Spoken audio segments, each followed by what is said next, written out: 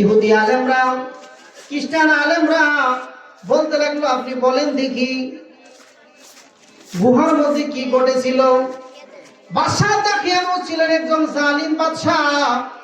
ওই জালিম বাদশার ভয়ে তারা 7 জন বলল, না না, আমরা কোনো মানুষের ইবাদত করব না, আমরা চন্দ্র সূর্য গ্রহ নক্ষত্রের কোনো ইবাদত করব না, আমরা একমাত্র ইবাদত করব আল্লাহর। জোরে জোরে বলেন সুবহানাল্লাহ।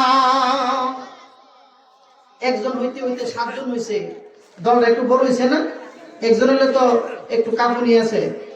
একজন একজন, দুইজন দুইজন করতে করতে 7 জন লোক হলো। বাদশাহ দরবারে ফরমান গেল, সারা 7 জন আমাদের পথে আসবে না, তারা নতুন এক ধর্ম উদ্ভাবন করবে। তারা 7 জন বলল, আমরা যদি তাহি পরের দিন সকালবেলা আমাদের কেল্লাগুলো কর্তন করে ফেলবে। না না, আমরা থাকবো না, আমরা রাতের অন্ধকারে অন্য কোথাও চলে যাব। আপনি যদি কোনো জালিমের বিরুদ্ধে কথা বলেন, যদি সামর্থ্য থাকে তাহলে কথা বলবেন, না হয় অন্তর দিয়ে ঘৃণা করবেন, না হয় এই দেশ ছেড়ে অন্য দেশে চলে যাবেন, তবু জালিমের সাথে হাত দেওয়া যাবে না। জুড়ে বলেন ঠিক কিনা? আল্লাহর ওলি 7 জন তারা কি করলেন? জালিম বাদশার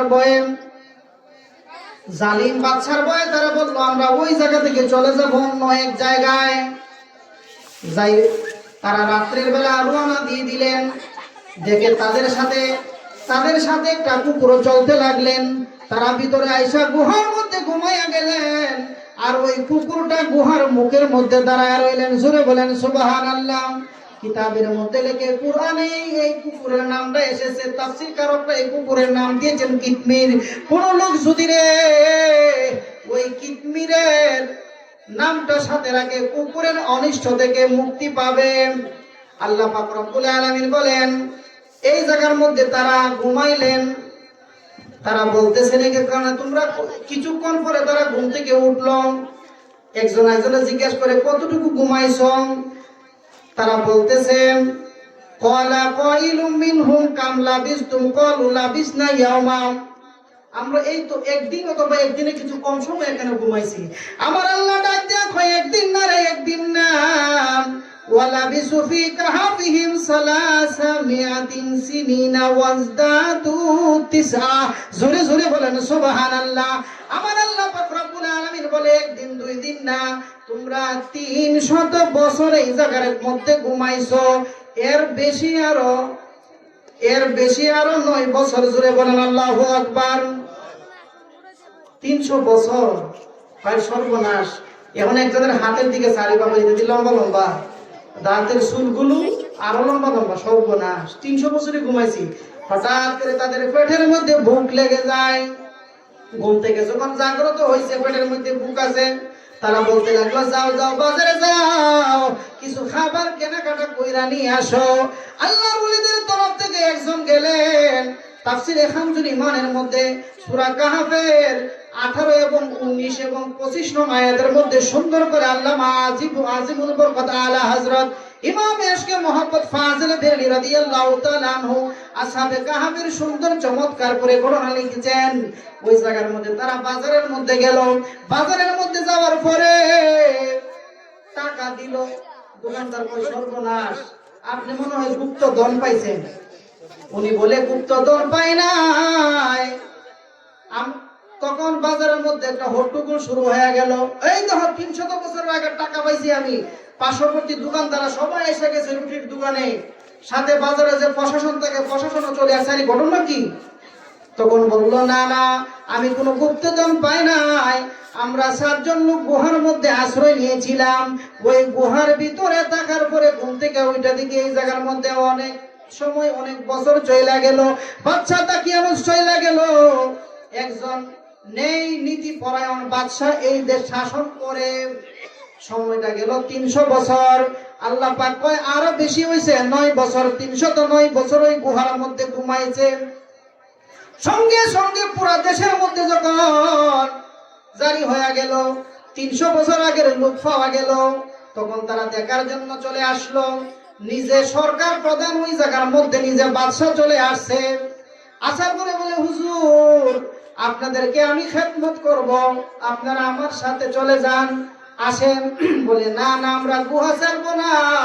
300 বছরে আমাদের আত্মীয় স্বজন, ছেলে মেয়ে, পুত্র যা আছে সব কিছু ইন্তেকাল করে ফেলছে, আমরা কার কাছে যাব, কার দিকে চাইয়া আমরা থাকবো? আমি আর যেই যাব না, এই জায়গার মধ্যে অবস্থান করব। তাফসীর কারক লিখেন, ওই জায়গার মধ্যে তারা ইন্তেকাল করলেন। ওই জায়গার মধ্যে তারা একটা আস্তানা স্বরূপ বানাইলেন, এটার পাশে একটা মসজিদ বানাইলেন, এটা জায়গাটা ছিন্ন রাখার জন্য। আল্লাহ পাক রব্বুল আলামিন আমার নবীকে জানাইলেন শত শত বছর আগের ঘটনা। আমার নবী দুনিয়াতে আসে নাই 570 খ্রিস্টাব্দে। ঈসা আলাইহিস সালামের আগমনের আরো 570 বছর পরে আমার নবী দুনিয়ায় আগমন করেছেন। আল্লাহ পাক রব্বুল আলামিন আমার নবীকে জানাইছে, জোরে বলেন সুবহানাল্লাহ। তাহলে বোঝা যায় কি আসহাবে কাহাফের ঘটনা আমাদের নবীর আমলের না হযরত ঈসা আলাইহিস সালামের আমলের? ওই খ্রিস্টান পাদ্রীরা, খ্রিস্টান আলেমরা, ইহুদি আলেমরা যাইয়া গেলেন, গিয়ে বলতে লাগলেন, হুজুর আপনি যদি সত্যিকারের আলেম হইয়া থাকেন তাহলে বলে দিন গুহার ঘটনা। আরে গুহার ঘটনাটা কি? আমার দয়াল নবী রাহমাতুল লিল আলামিন সুন্দর করে বলে দিলেন। আসহাবে কাহাফের ঘটনা, এমনি এমনি 7 জন লোক অবস্থান করছে, জোরে বলেন সুবহানাল্লাহ। আল্লাহুম্মা সাল্লিম মাওলানা মুহাম্মাদ ওয়া আলা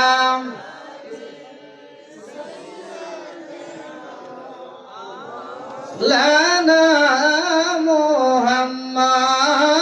আল্লাহুম্মা সাল্লিম মাওলানা মুহাম্মাদ ওয়া আলা সাইয়্যিদিনা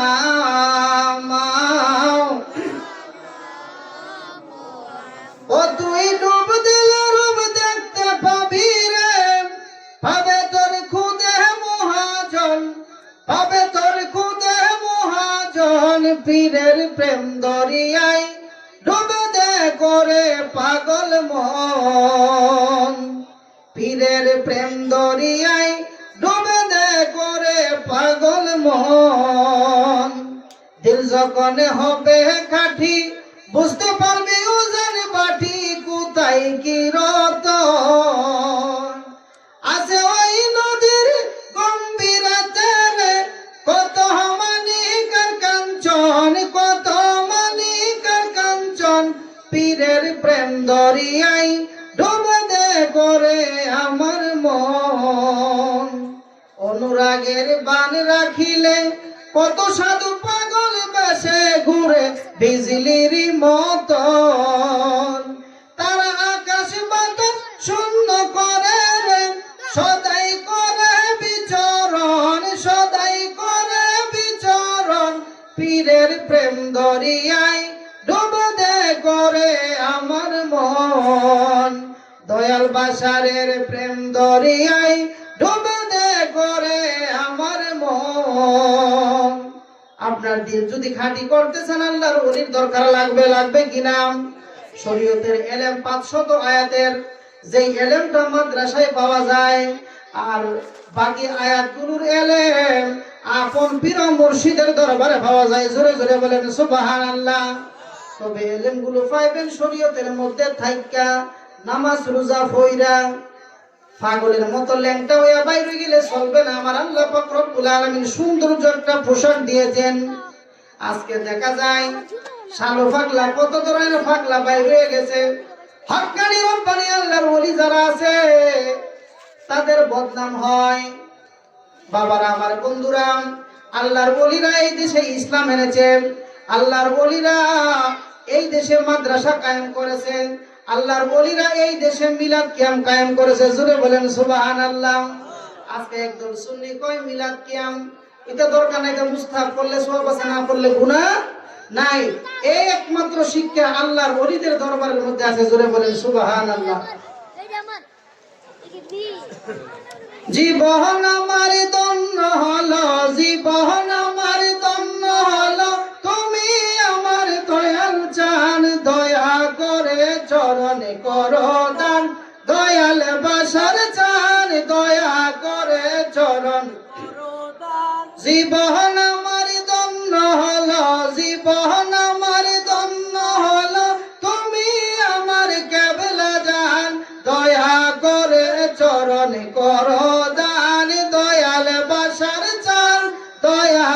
করে চরণ এ জীবনে কত জায়গায় কতখানে গিয়েছি, তোমার মতন এমন মুর্শিদ কোথাও না পেয়েছি।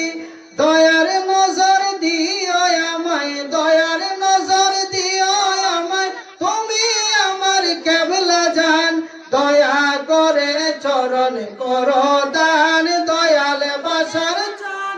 দয়া করে চরণ করো দান, দয়াল মুর্শিদ চান। দয়া করে চরণ করো দান। মুনাজাত কাঁদো তুমি মুরিদ মুরিদ করিয়া, চোখের জলে ভেসে যাই গো মুরিদের লাগিয়া। তোমায় দেখলে নবী দেখার, তোমায় দেখলে নবী দেখার সত্য মুদের মিটে যায়। দয়া করে চরণ করো দান, দয়াল বাসার চান। দয়া করে চরণ দান, দয়াল মুর্শিদ চান। দয়া করে চরণ আমাদের গুনাহ বেশি যাওয়ার কোনো জায়গা নাই, আমাদের গুনাহ বেশি যাওয়ার কোনো জায়গা নাই। কোথায় যাব কি করিব চরণ তলে দিও ঠাই। আমি অপমান হইলে, আমি অপমান হইলে থাকবে কি তোমার সম্মান। দয়া করে চরণ করো দান, দয়াল বাসার চান। দয়া করে চরণ দান, দয়াল বাসার চান। দয়া করে চরণ দান। যারা বায়াত রাসূল গ্রহণ করেছেন চরণের দরকার আছে কিনা নাই? আল্লাহর ওলির চরণ ধরে রাখবেন, আল্লাহর ওলির দামান ধরে রাখবেন। গুলে মদিনা দরবার কোনো সাধারণ দরবার নয়।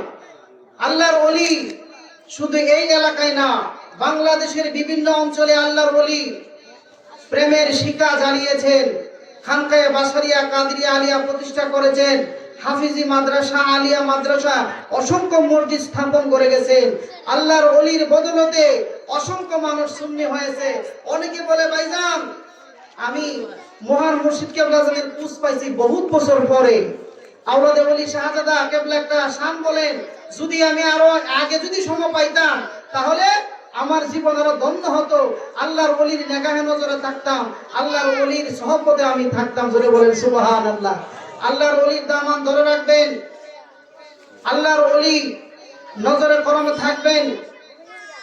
10ই ডিসেম্বর গুলে মদিনা দরবার শরীফে আজিমুস শান উরুস মাহফিল উদযাপন হবে। আপনারা যাদের সাধ্যে কুলায় যাবেন, দেখবেন আল্লাহর ওলি কি প্রেম শিক্ষা দিয়েছে।